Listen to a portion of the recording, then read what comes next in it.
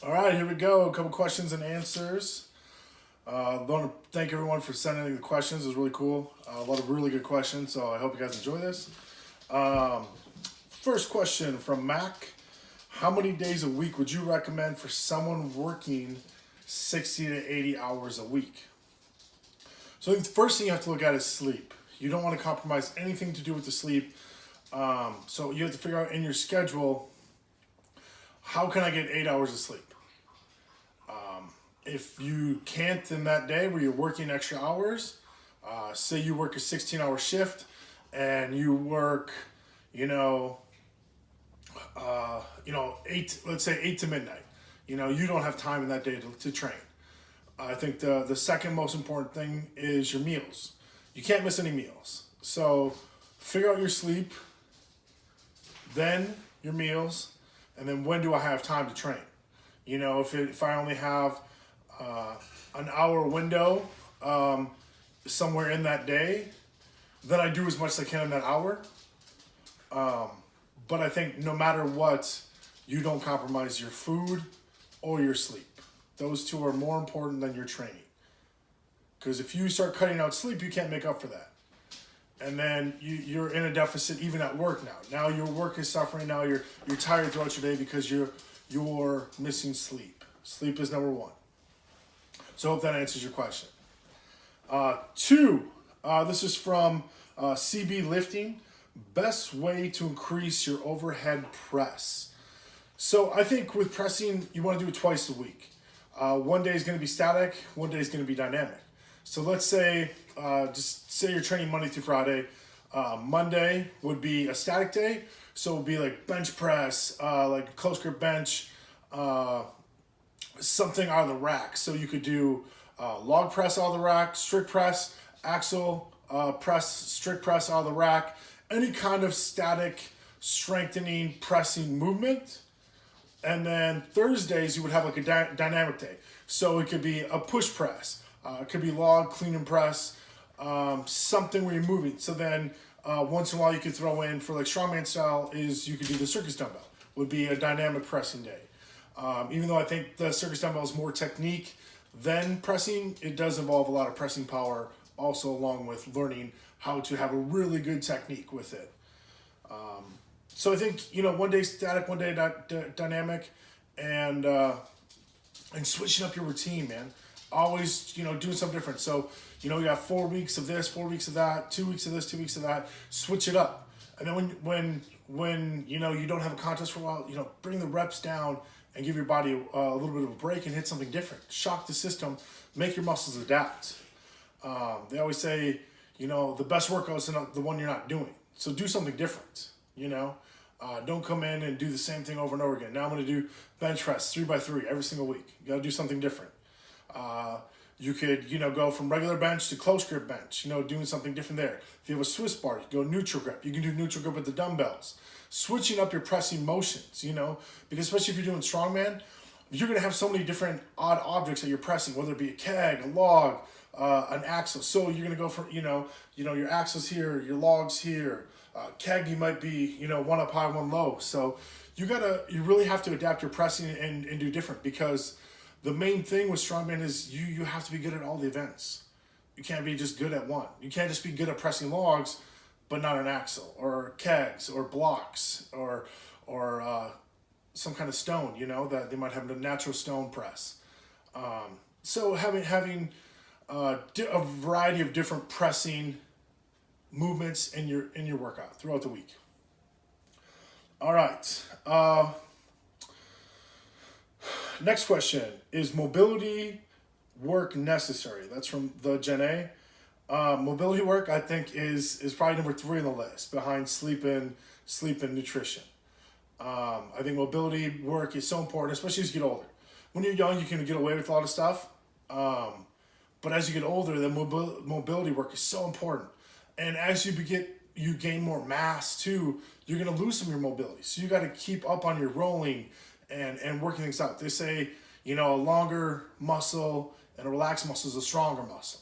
Your muscles shouldn't be rock hard and tight. You want to be loose, especially to help reduce injuries.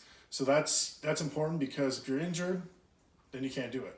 So I think getting a routine, mobility work, taking care of yourself. The more you do for yourself, the more success you're going to have. You can't rely on others and going to the chiropractor all the time, or a massage and this and that. The more you can do for yourself, the better. I try to a couple times a week. I'm doing Graston or cupping on myself, and then almost every single day I'm rolling with the ball. I think that's incredibly important, and will have tremendous improvements to your lifting and your recovery. So I hope that answered your question. How to increase bench press. That's from Eat, Lift, Sleep. It kind of goes with the other question about increasing the overhead press. I think doing different variations, but I think with the bench press, also doing different variations. I think 2 weeks of bands, 2 weeks of chains, different stuff like that. Pauses, eccentrics, isos, different stuff like that. Switching it up.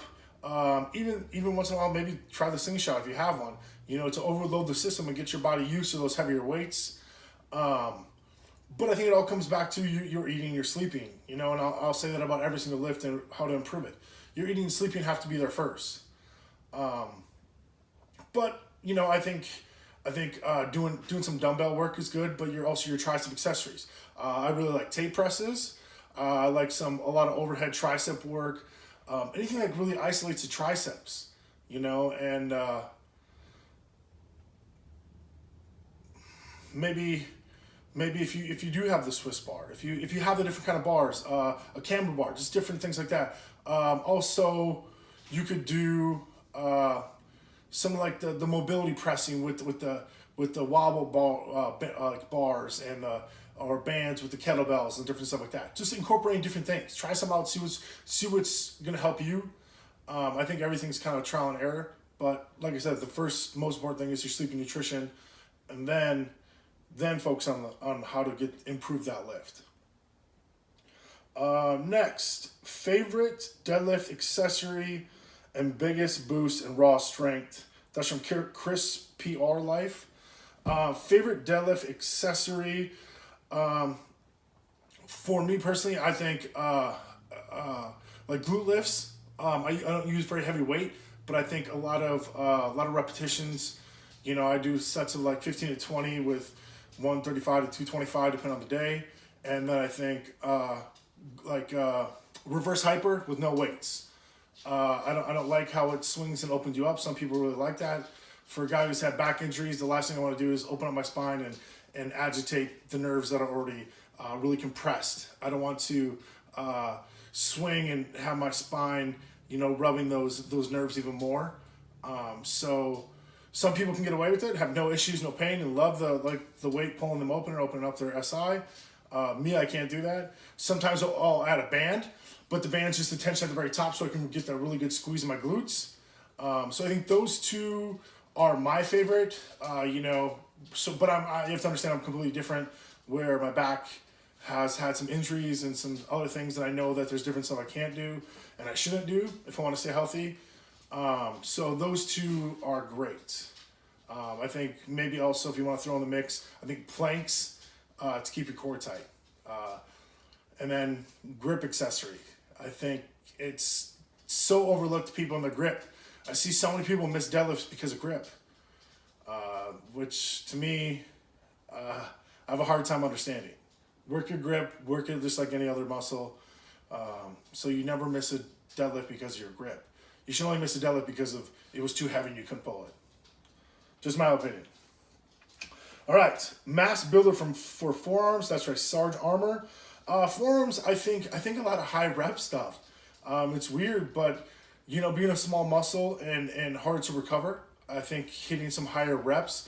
I like one where I sit and I can kind of do a wrist curl up, like a standing wrist curl in front that I let come all the way down to my fingers and roll up. But I really think that the high reps is more beneficial for getting size to your forearms.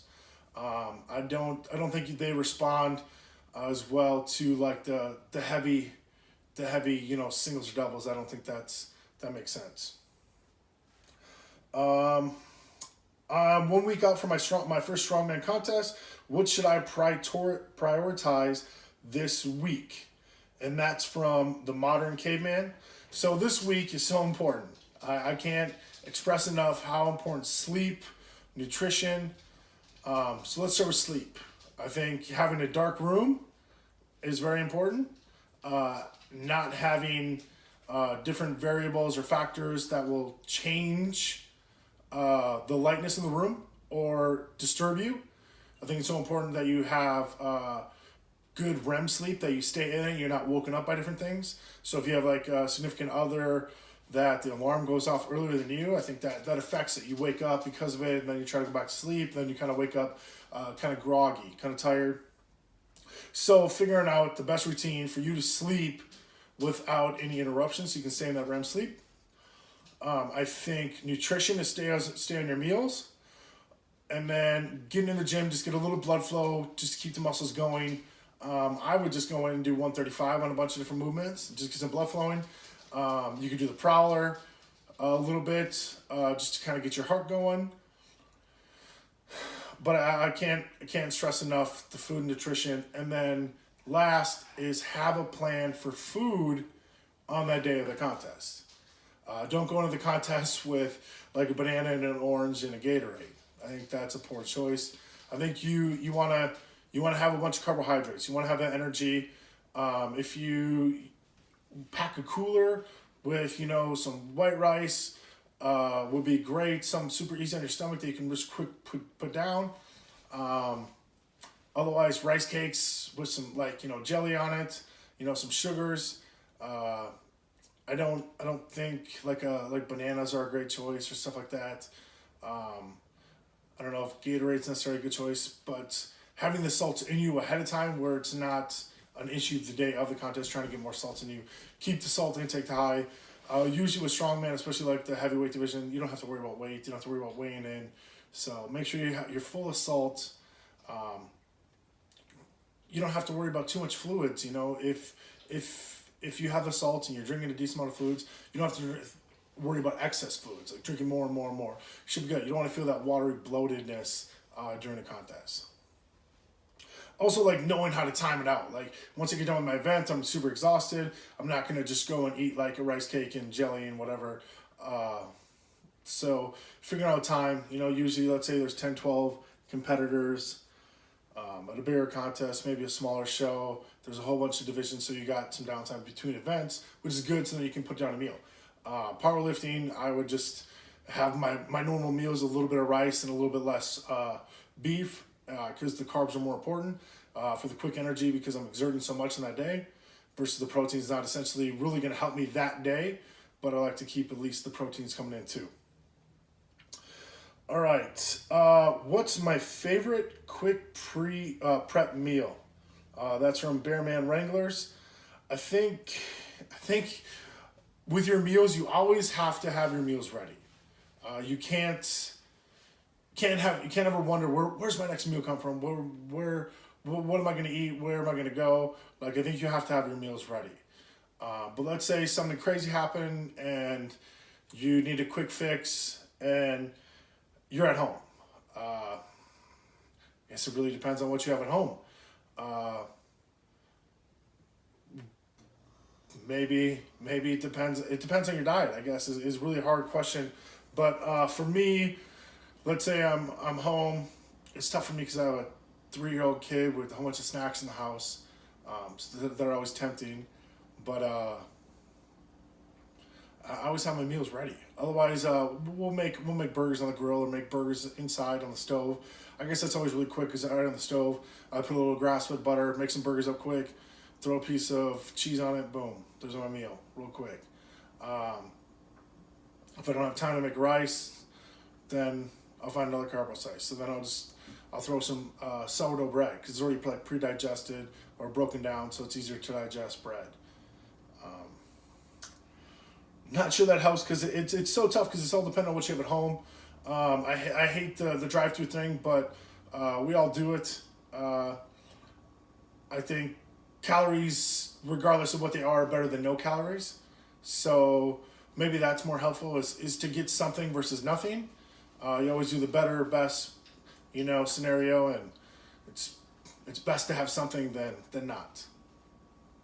All right, last question we'll do. What's my motivation? And that's from Cezanne, Cazahn, Cezanne. My motivation is I've always just been obsessed with strength. Ever since I was a kid, just picking up an object, always kind of fascinated me. I've always been into like the old time feats of strength. I love how like the some of the cultures, with like a manhood stone. Like if you could pick up the stone, then that's when you were a man. Which to me is so awesome because it doesn't matter your size, anything like that. If you can pick up the object, now you're a man. Regardless of size, regardless of this or that, there's no variables. You pick it up or you don't. And I love that. I think that's great. I think we've lost a lot of that in our society of masculinity and not having excuses why I can't do this or that. Either you can do it or you can't. And that's awesome. And I love that. There's no variables, there's no gray area. You do or you don't.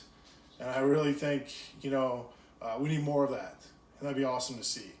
And that's what I love about strongman, and that's what drove me to it, is because at the high levels, there's no weight classes, there's no age class, there's no height divisions, this or that, whatever. There's nothing. There's just the strongest guys are there competing with no other variables. If you're strongest man, you will win the contest. You got 5 to 6 events to prove it, and it's that simple. You don't have to win every event. You don't maybe sometimes even have to win any events. But if you do better at points wise, you win the show. You're the strongest. So I just appreciate everyone asking questions. It's really good. Hopefully that answers you some questions. I'll get better as I do this. But it was very cool. So I appreciate all these people that send in questions, and I'll keep doing it as long as you guys keep listening. Thank you.